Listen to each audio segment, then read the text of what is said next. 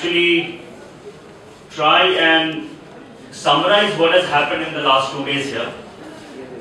Mr. Mauskar is here and he should hear what has happened, listen to the summary of 2 days of deliberations.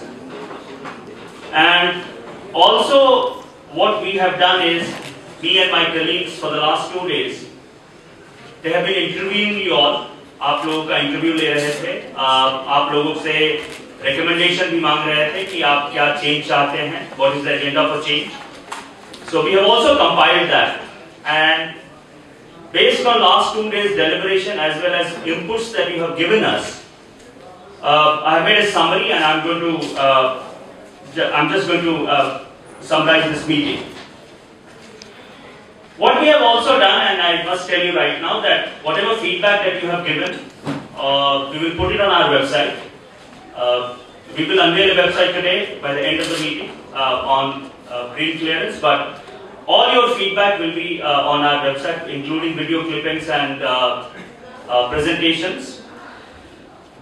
But before I talk about what is the recommendations that is coming out of this meeting, let me just summarize the sense of the House.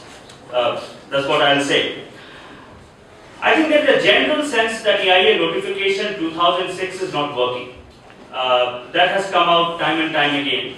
It is deeply flawed, and most of the problems that we are facing right now is largely because of flaws in EIA notification 2006.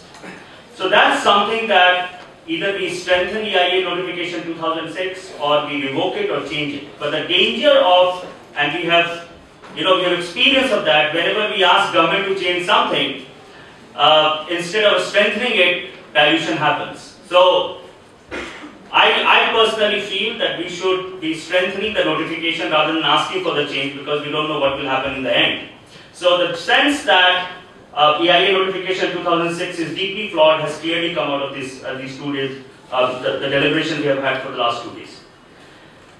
Second sense that has come out, and very strongly, that public hearing process is absolutely not working. In fact, a lot of our friends have said, ये public hearing नहीं, ये police hearing हो गई है, और public hearing venues have become a war zone. गांव को divide किया जा रहा है, और so we have, that sense has very, very strongly come out of this meeting. Secondly, people are asking what is the use of public hearing if it is not being used for decision making process. ये public hearing का मतलब क्या है जो हम कहते हैं, उसको तो आप सुनते नहीं. Faulty EIA report, that was everywhere, but also what action Environmental Appraisal Committee is taking, or MoEF is taking, when they know that it's a faulty EIA report, is something we are very concerned about.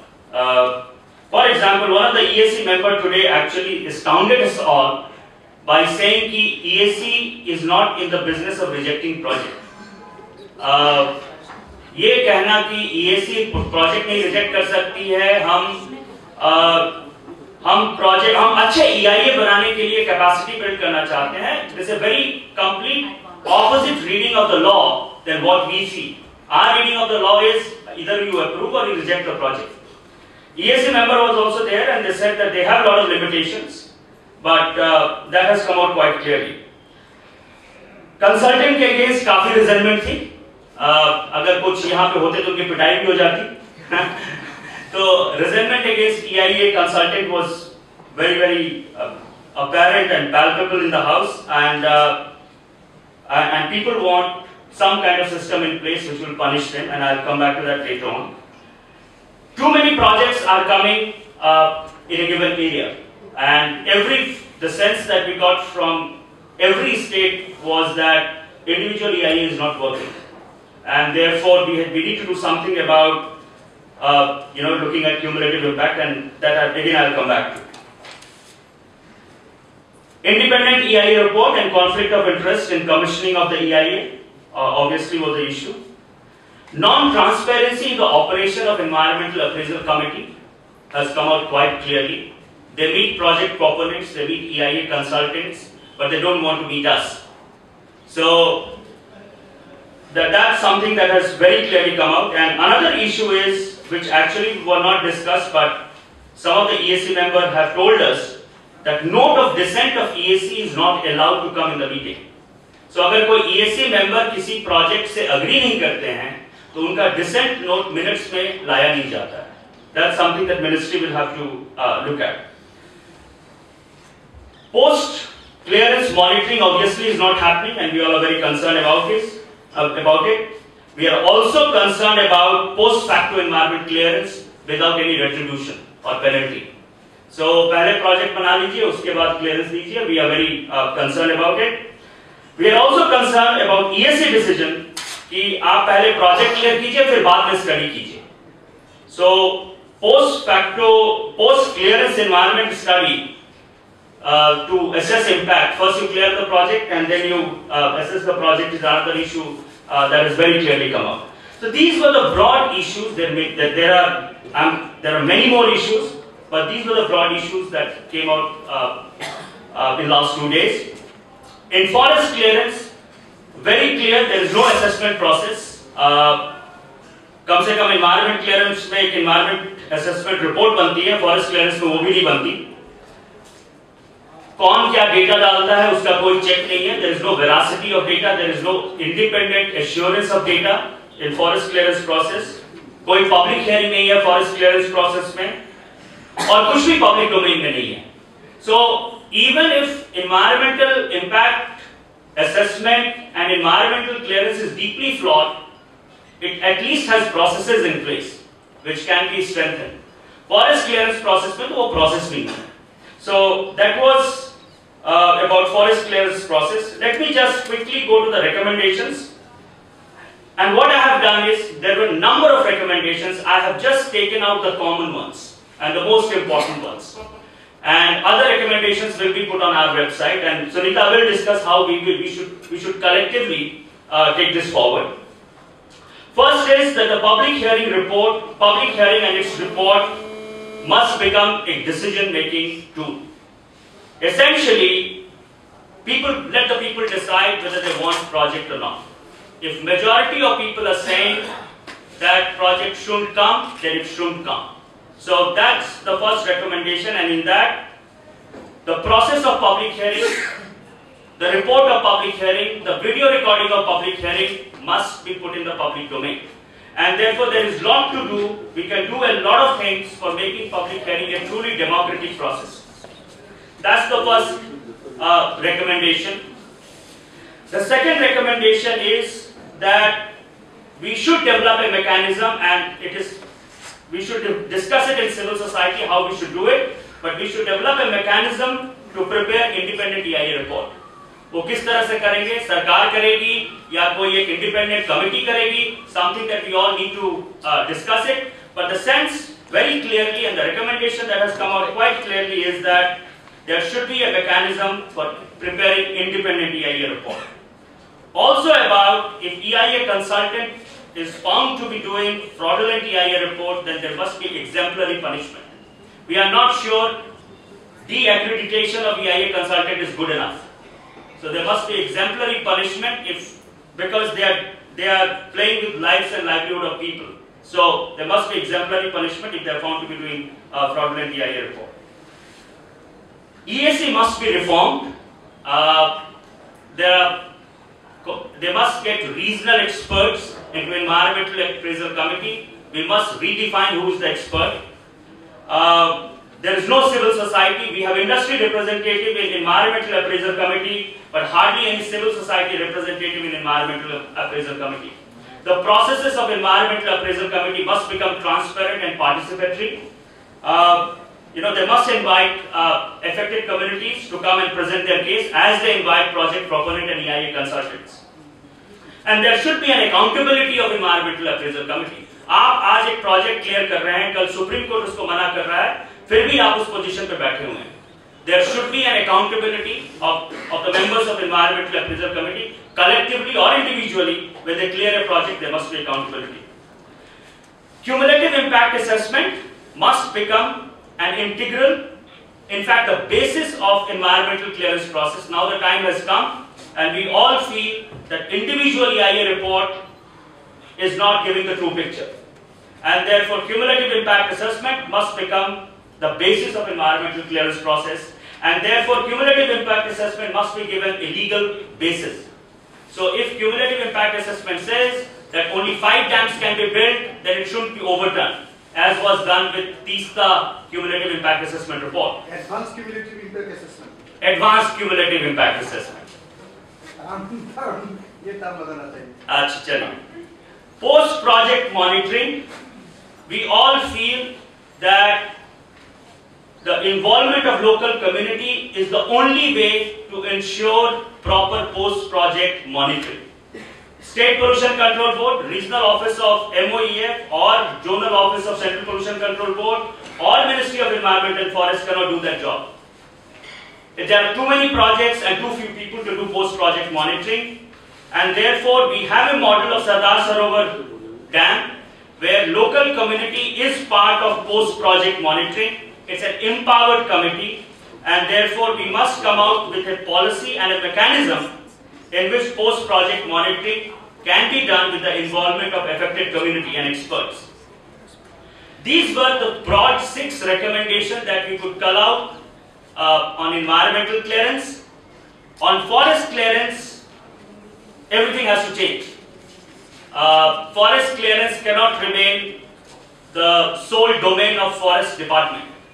That they can decide what forest to give and they can decide what to withhold.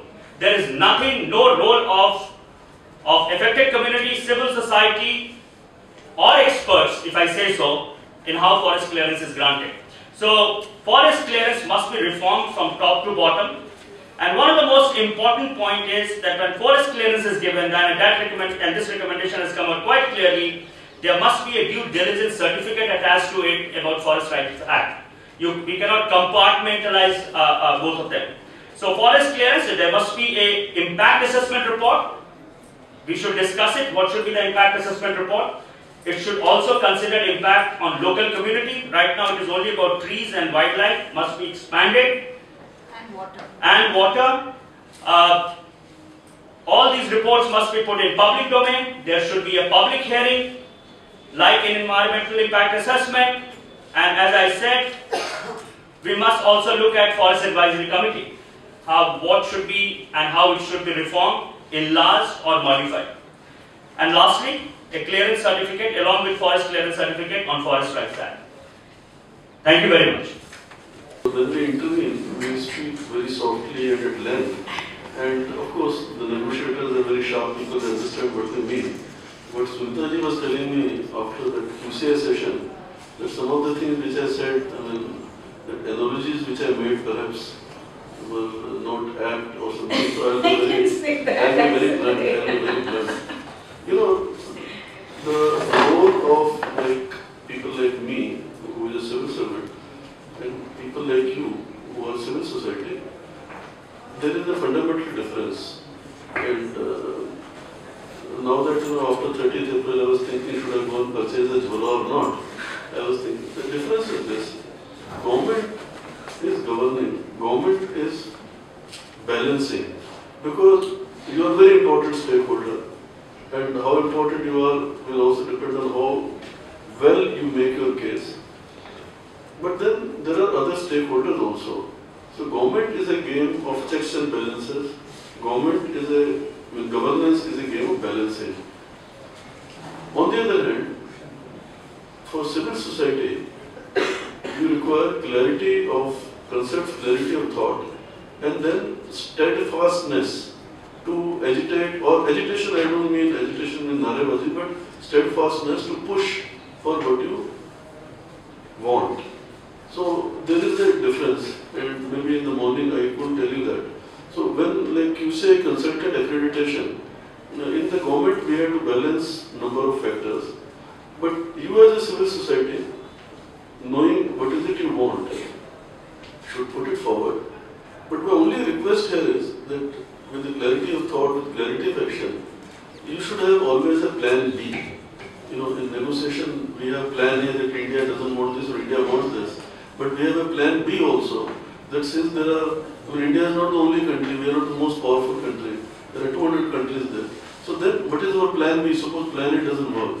So my request, Chandra ji, would be that I noted down very carefully whatever conclusion. So have a plan B for each one of them. There are three things, I think, because when I look back, I started from one of the very remote districts in Assam, North Lakhimpur, Uttar Lakhimpur, way back 35 years ago. Three things have changed the governance game, and to that extent, they have changed the game from the side of civil society, not for other stakeholders so much. The three things are Right to Information Act, mobile telephone. You will say, why mobile telephone?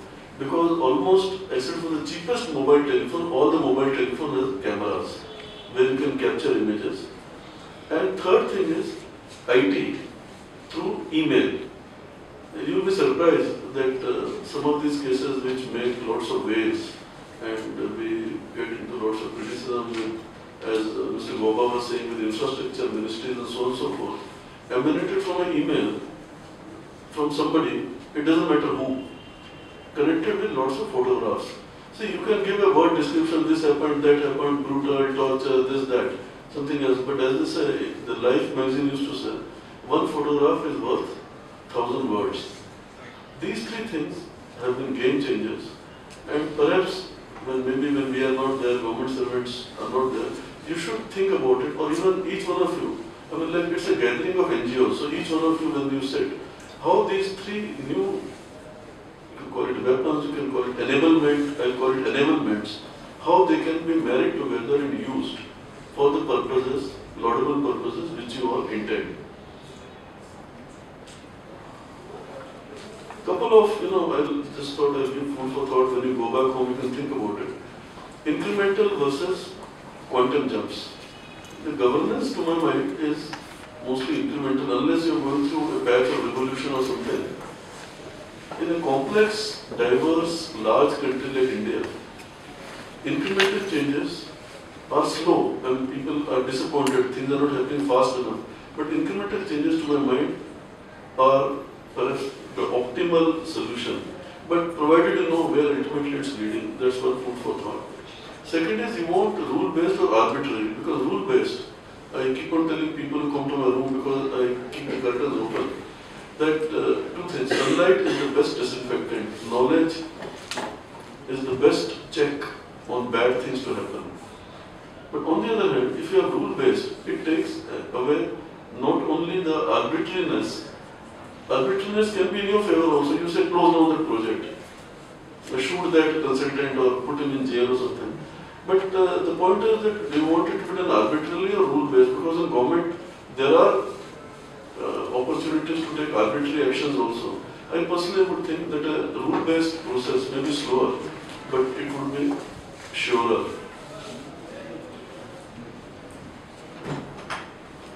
Now I heard very carefully what Chandra had to say, not Chandra Bhushan had to say. You see, you had an ex-colleague, but Chandra. Yes, I know that. See, I tell you what, the neurologists, they talk to children and they talk to people who have got strokes to find out how we store images. Like in my mind, various Chandras are placed in one place. No, I'm not joking. When you're tired, when you slip up, the slip of tongue also shows how your thinking is organized. You see, EIA 2006 is not working at all. So again, in the light of what I was saying, the approach, either you can say tear it up, let's have EIA 2013 and this is the sort of EIA we would like. Or you could say, I leave it to you because these are things you have to do the thinking, that let us do incremental changes in EIA 2006. And both these approaches are possible, both of them can be done even parallelly. But as Chandra Bhushan also warned you, if you open up EIA, then who will have the upper hand is something which nobody in the government can say. Because this again is another food for thought. We debate about it in climate change. Intra-generation versus intergeneration equity. The dilemma is, should we do something which will be good for us and which will be very bad for our grandchildren? That is, we cut down the forest in certain very Chhattisgarh area and dig out the coal, and our GDP goes up by 10-15%, and all of us, I mean, assuming that affluence percolates to the bottommost level, all of us become rich. But 20-30 years down the line, I mean, as it is today, there are no perennial rivers. I keep on saying, except for northeast, there are no perennial rivers. There are only seasonal rivers. Whether you take any big river, they are all seasonal rivers. So do we want to benefit now, or we want to keep it for the grandchildren? But the second dilemma is that if I keep everything for my grandchildren, what will happen today? How do you contain the social unrest? So that is the kind of balancing. And coming to EIA in 2006, I would personally prefer if you go for incremental changes, but as I said, you can think about it. The engagement of civil society, maybe we are at fault, but in 2009 amendment, which came due to some other things, we had put everything on the website, we had asked for comments, we asked for suggestions, and what we thought was that although legally speaking, we could only decide on whatever proposals were there on the table by the government, if we get lots of other proposals, we could have another version of EIA revision. So now it didn't happen. Same thing happened to the monitoring committee, which I was supposed to be the chairperson. We put the report on the website. We got a couple of comments. In fact, there's yet another sub-report of the monitoring committee. What are serious offences and which are not serious violations, not offences. What are serious violations, what are not serious violations. Because in India, we take everything with the same kind of seriousness. So if there are 53 conditions in environment clearance, and if each of those conditions have to be complied with, and the consequences are that the factory will shut down for violation of even the smallest condition, then believe me, no violation can be acted upon. But if you say these, for mining projects, these are the 5 conditions which are make or break. You violate that, we'll shut down the mine forever. Or these 2-3 conditions will give you a chance. If you improve, it's okay, otherwise we'll shut it down. So I guess some of you may go to that website and see that Dr. Sengupta's report, where they have sectorally identified which conditions are serious, which are not, and give us input. Because that is another incremental thing we can do. Consultants, I think I've talked enough, I don't want to talk. Cumulative impact, yes, that's certain thing. So this is something which you have realized. That the individual case, that you take one case in isolation, give environment clearance, then another case comes and suddenly you find that in Arunachal there are 40-50 projects, just one downstream of the other. Or there are some districts in India where 40-50,000 megawatts of power is going to be generated or supposed to be generated in one district. I mean, it will be worse than hell. I mean, if all those power projects were to come. Fortunately, of course, there is no coal, so they are not going to come, but suppose if they were to come, it will be this thing. So cumulative impact assessment is a problem. But then, if you think through it, there are some issues which are quite complicated. Like, when there is an individual case, you have public hearing. So you call project affected people 10 kilometers in radius or whatever it is, and others can give by email or something their views. Now, when you have cumulative, half of a state may be part of the cumulative impact assessment analysis, or a whole district may be part of, like Bellary region. If you want to do cumulative impact assessment, whole Bellary district will be. So are you going to have a public hearing of the whole district? No, sir. Can I just intervene? I'm just posing. These are rhetorical questions. These are rhetorical questions. Just think them through. My point here was that you do a thought experiment. In physics, they say you do a thought experiment that if a proton was to come close to another proton at such and such energy, what could happen? Then you do an experiment and find out. So do a thought experiment that if you do cumulative hydro analysis, if you do cumulative impact analysis of coastal power projects, if you do a cumulative analysis of the state of Goa for the mining, we are doing that. We have hired ISM Dhanbad to do it. Then how do we do the consultation with the stakeholders? And the stakeholders need not only be the NGOs, they could be the miners also. They could be people whose livelihoods are dependent on mining. How do we do that? So that is one kind of concern which will come as contrasted to individual case-by-case approach. So think about it. So when you give your suggestion, we want cumulative, yes. Then you could also say that in the meantime, these are the things which could be done. Now, note of dissent. The EI notification says that it should be preferable by consensus, but it can be by majority. And my impression is that if it is by majority, then the minority, whoever have to say whatever they have to say, has to be recorded. Now, I don't know if there is a thing, I'll check up if you tell me the details. Post clearance and monitoring have done. Nobody, I'm sure somebody must have said, but you didn't capture it. CRZ.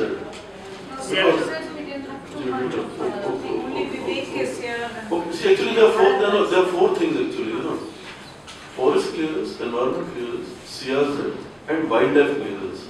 There's something called wildlife clearance, although it's not a clearance in the sense EC and FC are there, but that you can say is the recommendation of the wildlife, National Wildlife Board.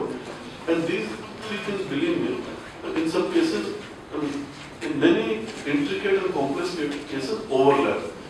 And I hope you have discussed, if you have not, then you recorded that you have discussed. These cases where there is overlap of environment clearance and forest clearance. How should we proceed about it? The way we are now proceeding is in light of the Lafarge court judgment, which says the trains will go, two trains on different tracks, EC and FC, but they'll keep watching at each other. And the Supreme Court said very clearly, no EC without FC. And we have issued a circular that we will do the appraisal and everything, but we will not give physically the environment clearance unless the forest clearance is given. But and if you read the newspapers, I'm sure you must be doing, there's a big controversy going on. And the other stakeholders feel that this is too much torturous and clearances should be given within, if not a matter of weeks, at least in a matter of months. And this linkage is not proper. I don't know what you people have to say about it, the linkage part of it. Now, forest clearance side I don't want to say because of two reasons. One is forest clearance is much more under judicial scrutiny, constant and regular judicial scrutiny than environment clearance. I don't know whether that is good or bad, but that is how it is. The second thing is that I don't have that much insight in the forest clearance mechanism and the problems, except that, you know, forest clearance, the proposal comes from the state government. It doesn't come from the project proponent. And it's the state government which has to steer the case in the forest advisory committee. And that committee is set up, as I said, virtually under the guidance of the Supreme Court. You know. So there is, it's not a nuance, there is a difference between the thing. And how does FRA and FC Act, Forest Conservation Act and Forest Right Act, how do they tie up together? It's something, because the FRA is new, there have not been many judicial pronouncements, it's something which is still existing. So, I think I have said more or less whatever I have to say. The last point I would like to make is that once you are clear in your mind where you want to go and the steps, then the clarity would be also there, and if it is not there, it would need to be there. What can be done in matter of weeks, what can be done in matter of months, what needs to be done in matter of years. Because if you confuse these things, you are asking something to be immediately done, which is, let's say, sub judice, or you want something to be immediately done, which has intricate central-state relationship program, then that demand, although it may be immediate, it will not get that kind of push. But if you, that's why I said incremental, but if you say, these are the kind of things we want to do in next 2 months, next 3 months, next 6 months, then that is something which results will start coming, and you also have your constituency. Then you can say we went to Delhi, we had a meeting, and the result, immediate results are on the website, but after 2 months, out of whatever you have recommended, at least 1, 2, 3, 5, these recommendations have come as either policy pronouncements of government or some office memorandum or some such thing. Like one office memorandum which I think maybe next week it will come out. We got directions from the Central Information Commission that to further increase the transparency. So not only are we going to put up the agenda items and the minutes on the website of the environment clearance process, now we are going to put, we have been asked to do, and we are going to put from April, not tomorrow, but from April, the application which the project proponent gives, and even the public hearing.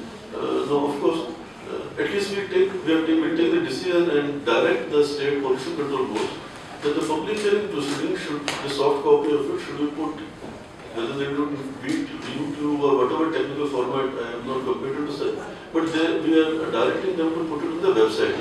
So So it is not your assessment that whether public hearing was fair or not. Anybody who is interested can go there on the website and have a look at the public hearing video.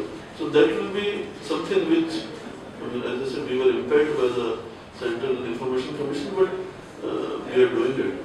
So you can maybe, when you are making your recommendation, Sunita, you can make some kind of time frame, or maybe internally you can discuss. I mean, I'm not saying tell it to us. You can say do everything immediately, but internally you can say these are the 3 things which can be done in next 2 months. Thank you. CB, you want to respond to that point on cumulative and see how do we work that through? I also have some comments on that. Yes, basically we are not saying that we have cumulative impact assessment and then get rid of isolated individual project assessment. Cumulative impact, individual impact assessment. So there must be a cumulative impact assessment done for the area, and then that result should be brought into the individual impact assessment. In hydropower project, you could do a basin-wise study and then decide, then do individual EIA for dams that are coming in. So cumulative impact assessment doesn't mean that we get rid of individual EIA. Individual EIA remains because it is important for environment, understanding local impact, but also for environmental management plan and other things. Exactly. In fact, just 1 minute. In fact, Mr. Mauskar, this is not as if it's a new concept. I mean, the ministry has had 2 major steps. I mean, if you think about it, a long time ago, the CPCB actually did an excellent report, which was never published for some unfortunate reason, which was on siting, which is like the beginning of cumulative impact, where you actually look at where projects can be sited, given all the conditions around it. The other one was a report, an attempt, which the ministry did not so long ago, in fact very much under your charge, of SEPI, which is a different concept but also fits into cumulative impact. The question that I think we need to answer and we need to work on is, how do you make sure that the projects that comes after the cumulative impact is done, either it's a first come first serve, that the first project is clear, and then any subsequent project is not clear given the fact that that baseline has been exceeded. But quite frankly, you do need today to come, I mean, I think as in anything, things evolve. Today, the EIA process started in the if you think about it, mid-90s. Today in 2000, we really need the next evolution of the individual EIA has to be cumulative impact, and only based on the cumulative impact can a project even be considered. I think we need to work out some of the details, we will, but we have to accept that that principle has to work. Now what I would like to do is to explain to you some of the things that we are planning to do using these recommendations, and then open it out to all of you to also add to it, and issues that you want, including Leo, you had your hand up, and anyone else. Yes, Chetan. Anyone else, and then we can also explain some of the things that further we want to do. Firstly, how do we take this meeting forward? The last 2 days that we have spent. Very important experiences, very important learning. हमारी कोशिश ये भी रहेगी कि जो हमने सीखा है उसको एक साथ हम लोग सबके सामने रख सकें। पिछले 2 दिनों में आपने देखा, आपके साथ काफ़ी हमारे कोलीग्स जो पीछे बैठे हैं बातचीत करी है, आपसे ये भी चर्चा करी है कि आपकी क्या राय है, क्या होना चाहिए। सवाल हमारा सबका यही है, ठीक है ये एक समस्या है, मगर आगे क्या करना है। तो वो सारी जो चर्चा हुई है वो कल तक, आज शाम तक या कल तक, मैं आप सूर्या और शुपर्णो सबकी तरफ से बोल रही हूँ कि आज या कल तक वो हमारी वेबसाइट पे चढ़ जाएगा।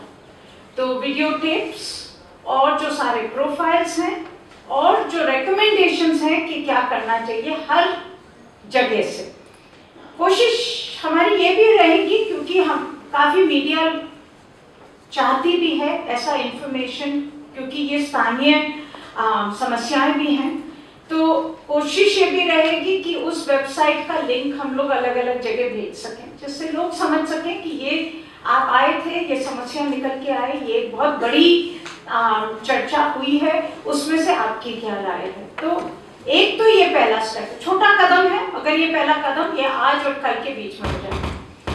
दूसरा, जो अभी चंद्रभूषण ने कहा, मोटे मोटा जो रिकमेंडेशंस है, इसमें हमने डिटेलिंग नहीं करी है, क्योंकि डिटेलिंग हम कर भी नहीं सकते 2 दिन की चर्चा में। मगर जो सबसे बड़ा मुद्दा निकल के आया है, जो मुझे लगता है सब लोग कल और आज सब मानते हैं कि एक रिफॉर्म करने की जरूरत है, आगे बढ़ने के लिए जो आज का सिस्टम है उसको बदलने की जरूरत है। वो उस पे किसी ने ये नहीं कहा कि ये सही नहीं है।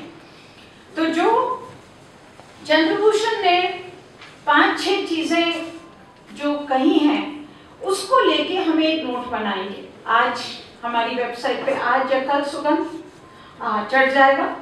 प्रेस रिलीज भी भेजेंगे कि ये सवाल, ये हमने चीजें उठाई हैं, ये रिफॉर्म होना चाहिए सिस्टम के अंदर। आज मिस्टर मौस्कर के साथ भी बात हुई है। उसके बाद हम लोग इस सवाल को लेके मंत्रालय में जो मंत्री जी हैं और उनको भी भेजेंगे कि ये सब हमारी राय थी कि ये करना चाहिए। फिर काम शुरू होता है, क्योंकि ये कहना आसान है, ये गड़बड़ है और ये करना चाहिए। और मुझे नहीं लगता कोई मना करेगा कि करना चाहिए। कैसे करेंगे और लग के कैसे होगा, वो उसके अंदर काम होगा। उसके अंदर मैं तो चंद्रभूषण, तुम सुगंध जैसा अब तुम प्लान बनाओगे कि किस तरह से हर एजेंडा को आगे बढ़ाओगे, उसके अंदर किस तरह से हम सबके साथ चर्चा बनाए रखेंगे। क्योंकि जैसे मॉस्कर का एक तरीका होता है कहने के लिए, मगर उन्होंने बिल्कुल हम ये कहा है, ये उम्मीद मत करो कि सब चीजें तुम्हारी कल हो जाएंगी। तो मगर अगर हमें कल और परसों और तरसों काम कराना है तो हमें लगना होगा और उसी एजेंडा के साथ लगना होगा। तो 4 चीजें निकल के आई हैं। एक, पब्लिक हियरिंग किस तरह से सुधरेगी। ये बहुत अच्छी खबर है कि पब्लिक हियरिंग की वीडियोस पब्लिक डोमेन में होंगे, मगर अगर खाली स्टेट गवर्नमेंट से कहा जाएगा रखने के लिए तो वो कभी करेंगे नहीं। तो किस तरह से एक सेंट्रल रिपोजिटरी हो सकती है, किस तरह से वो वीडियोस हो सकते हैं पब्लिक डोमेन में, किस तरह से वेबकास्ट हो सकते हैं, किस तरह से इंफॉर्मेशन और पता चल सकती है पब्लिक हियरिंग की, किस तरह से पब्लिक हियरिंग में जो भी चर्चा होती है अगर ना होती है तो वो प्रोजेक्ट ना होगा। तो प्रोजेक्ट पब्लिक हियरिंग को एक डेमोक्रेटिक टूल बनाना है, उसको खाली एक कॉस्मेटिक टूल नहीं छोड़ना है। उस सवाल को लेके मुझे लगता है हम सबको चर्चा भी करनी पड़ेगी, समझना भी पड़ेगा, बात करनी पड़ेगी और उसको आगे बढ़ाना पड़ेगा। मगर ये हमारा एक सबसे बड़ा मुद्दा रहेगा। दूसरा, एसएससीबी ने कहा EIA का सारा प्रोसेस, कल और आज के बीच में बहुत बात हुई है, EIA किस तरह से सुधरना चाहिए आज उन्हें, तो उसको भी हम लोग आगे भी रखेंगे। फिर आगे उस चीज को लेके काफी पहल भी करेंगे उसको कराने के लिए। तीसरा, इन्वायरमेंटल अप्रेजल जो कमिटीज हैं उनको कैसे सुधारा जाए स्टेट पे और सेंट्रल पे। इसमें मेरी एक राय रही है, मैंने अभी चंद्रभूषण से भी मैं बात कर रही थी, काफी दिनों से हम लोग बात यही कर रहे हैं कि प्रॉब्लम मेरी सबसे ज्यादा EIA जो EAC क्या बोलते हैं आप लोग, appraisal expert appraisal committee EAC, सबसे ज्यादा मेरी प्रॉब्लम उनसे है कि उनकी कोई रिस्पॉन्सिबिलिटी नहीं है। और मैं जयराम जी का जो एक फेज था, जो अच्छा फेज था कि सब मंत्रियों का अच्छा फेज होता है, मगर उस फेज में एक चीज जो निकल के आती थी कि जब भी कोई प्रोजेक्ट बहुत अटक जाता था, क्लियर होता था, तो उसकी कंडीशंस बड़ी लंबी हो जाती थी। तो अगर वो पहले 9 कंडीशंस होती थी क्लियरेंस में, 15 कंडीशंस, फिर कभी एक जब आपने क्या पॉस्को क्लियर किया था तो आपने कहा था हमने तो 29 कंडीशंस लगाई हैं या कोई और ऐसे, तो 29, 30, 40 उसका एक रेस हो जाती है कितनी कंडीशंस। अब कंडीशंस की मॉनिटरिंग नहीं होती, EAC की कोई रिस्पॉन्सिबिलिटी नहीं है कि हम लोग कंडीशंस लगाते हैं मगर क्या वो कंडीशंस मीट भी होती हैं कि नहीं, उसकी हमारी कोई रिस्पॉन्सिबिलिटी नहीं है। तो EAC को हमने बस ऐसे बना दिया, आप कमरे में बैठिए, देखिए और अपना जजमेंट दे दीजिए, हाँ ना, मे बी, हाँ, मगर EAC की कोई रिस्पॉन्सिबिलिटी नहीं है कि अब वो प्रोजेक्ट गलत है, सही है, जो आपने कंडीशंस मॉनिटरिंग के लिए लगाई हैं वो मॉनिटर होती हैं कि नहीं होती हैं, क्या उस प्रोजेक्ट के अंदर बुरा असर होता है कि नहीं होता है, कोई रिस्पॉन्सिबिलिटी नहीं। तो मुझे लगता है ये पूरा प्रोसेस स्टेट पर और सेंट्रल लेवल पर इम्प्रूव करना होगा। कैसे होगा इसके बारे में कुछ चर्चा हुई है पिछले 2 दिन में, हमें और चर्चा करनी पड़ेगी, समझना पड़ेगा और उसको सरकार के सामने जाके उस चीज को बदलाव लाना पड़ेगा, मगर उसकी बहुत जरूरत है। आज जो बात हुई, पिछले 2 दिन में बात हुई, ज्यादातर सेंट्रल लेवल पे हुई है। मैंने सुबह कहा था ये करप्शन डिसेंट्रलाइजेशन की भी बात हुई है कुछ सालों में, क्योंकि बहुत हद तक जो आज समस्या है वो स्टेट लेवल ईएसी में है, हमें उनका डेटा भी नहीं मिलता है, इंफॉर्मेशन भी नहीं मिलती है, और उस सब चीज को भी इम्प्रूव करना बहुत जरूरी है, उसके अंदर काम करेंगे। और चौथा मुद्दा जो निकल के आया कल और आज के बीच में, चंद्रभूषण ने बिल्कुल स्पष्ट तरीके से कहा है, मॉनिटरिंग का। तो ये 4 चीजें, पब्लिक हियरिंग, ईआई जिसके अंदर मैं क्यूमुलेटिव इम्पैक्ट भी जोड़ती हूँ, सब जो बाकी के रिफॉर्म्स हैं, ईएससी अप्रेजल का जो प्रोसेस है और मॉनिटरिंग, इन सब का इम्प्रूवमेंट के अंदर हम लोग को काम करेंगे, हम सब काम करेंगे। हमारी पहली कोशिश होगी जो आज पिछले 2 दिन की चर्चा है उसके जो कॉमन मुद्दे निकल के आए हैं उसको सरकार के सामने रखना, प्रेस के सामने रखना, और उसके बाद उन सब मुद्दों को लेके एक करके और दबाव डालना कि वो अडॉप्ट होने चाहिए। तो ये ब्रॉडली हमारा काम रहेगा।